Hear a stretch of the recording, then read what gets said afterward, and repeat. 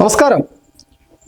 C P എമ്മുകാർ, പ്രത്യേകിച്ച് ഇടതുപക്ഷക്കാർ മൊത്തത്തിൽ തന്നെ ബി ജെ പി ജയിക്കണമെന്ന് പ്രാർത്ഥിക്കുക, ബി ജെ പിക്ക് വോട്ട് ചെയ്യുക, ബി ജെ പിയെ വിജയിപ്പിക്കുക ഒരു തിരഞ്ഞെടുപ്പിൽ. ഇങ്ങനെ നമുക്ക് ചിന്തിക്കാനാവുമായിരുന്നു. മുൻകാലങ്ങളിൽ പ്രത്യയശാസ്ത്രപരമായി ഏറ്റവും വിരുദ്ധ ധ്രുവങ്ങളിൽ നിന്ന രണ്ട് പാർട്ടികളാണ് ബി ജെ പിയും സി പി എമ്മും. കണ്ണൂരിന്റെ ഗ്രാമാന്തരങ്ങളിൽ ഒട്ടേറെ കൊലപാതകങ്ങൾ പരസ്പരം അവർ ചെയ്തു. പക്ഷെ ഇന്ന് ഏതാണ്ട് ഒരേ പാതയിലൂടെ പോകുന്ന പോക്കിലാണെന്ന് പറയേണ്ടി വരും. കേരളത്തിൽ സി പി എം പരാജയപ്പെട്ടെടുത്ത് ബി ജെ പി വിജയിച്ചു വരുന്നു. സി പി എം അണികൾ വലിയ തോതിൽ ബി ജെ പിക്ക് വോട്ട് ചെയ്യുന്നു. പക്ഷേ ബി ജെ പി വിജയിക്കുവാൻ പ്രാർത്ഥിക്കുന്ന സി പി എമ്മുകാർ, അത് കാണണമെങ്കിൽ അങ്ങ് ബംഗാളിലേക്ക് പോകണം. 15 വർഷത്തെ തുടർച്ചയായ മമതാ ബാനർജിയുടെ ഭരണത്തിന് അറുതിയായിരിക്കുന്നു. സുവേന്ദു അധികാരി ബംഗാളിൽ വിജയിച്ചിരിക്കുന്നു. ബി ജെ പിയുടെ മുഖ്യമന്ത്രിയായി അദ്ദേഹത്തെ തിരഞ്ഞെടുത്തിരിക്കുന്നു. അതിനുശേഷം അദ്ദേഹം ആദ്യം നടത്തിയ ഒരു ഇടപെടൽ, ബി ജെ പി സർക്കാർ അധികാരത്തിൽ വന്നപ്പോൾ അതിലേറ്റവും ഗുണം കിട്ടിയത് ഇടതുപക്ഷത്തിനാണെന്ന് പറയാതെ വയ്യ. കാരണം അവരുടെ പത്രമായിട്ടുള്ള ആ പാർട്ടി പത്രമായിട്ടുള്ള ഗണശക്തി, നമ്മുടെ ദേശാഭിമാനി, കേരളത്തിലെ മലയാളത്തിലെ ദേശാഭിമാനി, അവിടെ ഗണശക്തിയാണ്.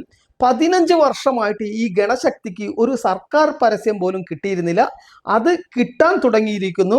സി പി എമ്മുകാർ അതിൽ വലിയ സന്തോഷം പ്രകടിപ്പിക്കുന്നു. എന്തായിരുന്നു സി പി എമ്മുകാരുടെ ഈ ഇലക്ഷൻ മുമ്പുള്ള മനോഭാവം എന്ന് നമ്മൾ ചിന്തിക്കുമ്പോഴാണ് കൗതുകകരമായിട്ടുള്ള ചില കാര്യങ്ങൾ നമുക്ക് മനസ്സിലാവുക. അവരുടെ മുദ്രാവാക്യം ഇതായിരുന്നു: ഇത്തവണ രാമന്, അടുത്ത തവണ ഇടതിന് എന്നായിരുന്നു.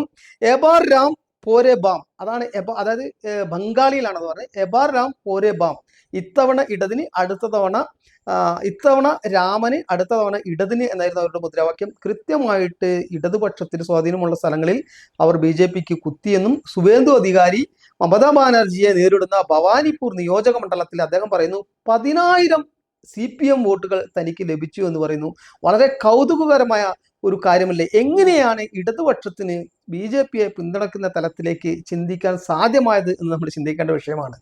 ജനാധിപത്യത്തെക്കുറിച്ചും പുരോഗമനത്തെക്കുറിച്ചും പുരോഗമന ആശയങ്ങളെക്കുറിച്ചുമൊക്കെ വാതോരാതെ സംസാരിക്കുമെങ്കിലും രാഷ്ട്രീയത്തിലെ കയ്യൂക്കും കാര്യക്കാരും എന്നുള്ള രീതിയിൽ കരുത്തുകൊണ്ട് രാഷ്ട്രീയം കളിച്ചിരുന്ന ഇടതുപക്ഷമാണ് അത്തരം ഒരു നെറികെട്ട രാഷ്ട്രീയത്തിന്, മറ്റുള്ളവരെ, രാഷ്ട്രീയ എതിരാളികളെ ഇല്ലായ്മ ചെയ്യുന്ന രാഷ്ട്രീയത്തിന് തുടക്കം കുറിച്ചത്. സ്വാമി വിവേകാനന്ദന്റെ, ടാഗോറിന്റെ, ബങ്കിം ചന്ദ്ര ചാറ്റർജിയുടെ, നേതാജി സുഭാഷ് ചന്ദ്രബോസിന്റെ മണ്ണാണ് ബംഗാള്. അവിടെ നിന്നും ഒരു രാഷ്ട്രീയ കൊലപാതകത്തിൻ്റെയും എതിരാളികളെ അടിച്ചമർത്തുന്ന ഒരു രാഷ്ട്രീയത്തിന് തുടക്കം കുറിച്ചത് ഇടതുപക്ഷം തന്നെയാണ്. എതിരാളികളെ കുഴിച്ചുമൂടി ഉപ്പിട്ട് ഇല്ലാതാക്കുന്ന, ഉപ്പിട്ട് കുഴിച്ചുമൂടിയിരുന്ന കാലഘട്ടം ഉണ്ടായിട്ടുണ്ട്.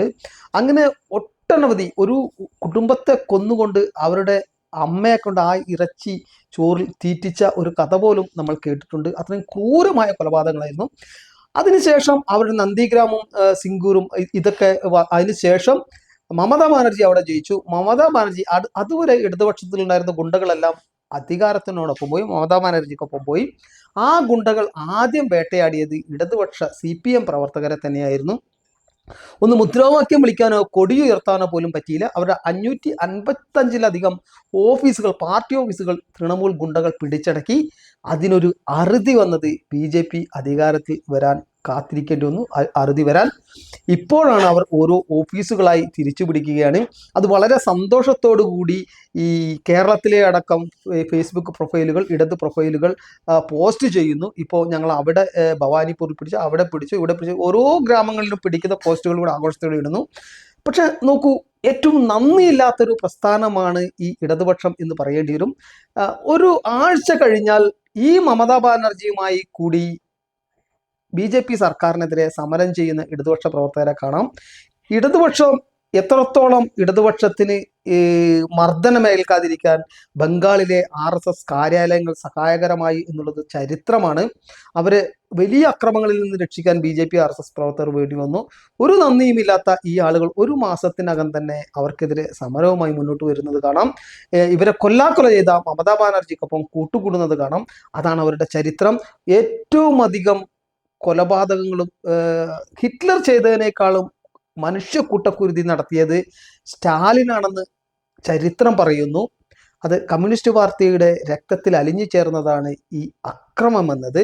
അത് ഇല്ലാതെയിരിക്കാൻ അവർക്ക് പറ്റില്ല. കൊടുത്താൽ കൊല്ലത്തും കിട്ടും എന്ന് പറഞ്ഞതുപോലെ പണ്ട് സിദ്ധാർത്ഥ ശങ്കർ റായ്ക്ക് ശേഷം വന്ന ഇടതുപക്ഷക്കാരെ ജ്യോതി ബസു അടക്കമുള്ള മുഖ്യമന്ത്രിമാരുടെ കീഴിൽ അധികാരത്തിന്റെ മത്ത് പിടിച്ചുകൊണ്ട് ഇടതുപക്ഷം കാട്ടിക്കൂട്ടിയതിന് മമതാ ബാനർജിയുടെ കാലത്തിൽ തിരിച്ചു കിട്ടി.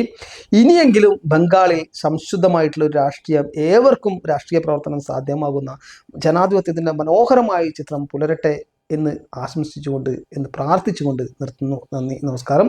സഭ്യമായ രീതിയിൽ മാത്രം കമൻറ്റുകൾ ചെയ്യുക. ഈ വീഡിയോയെക്കുറിച്ച് നിങ്ങൾക്കുള്ള അഭിപ്രായങ്ങൾ കമൻറ്റുകളായി പങ്കുവെക്കണം എന്ന് അഭ്യർത്ഥിക്കുന്നു. നന്ദി, നമസ്കാരം.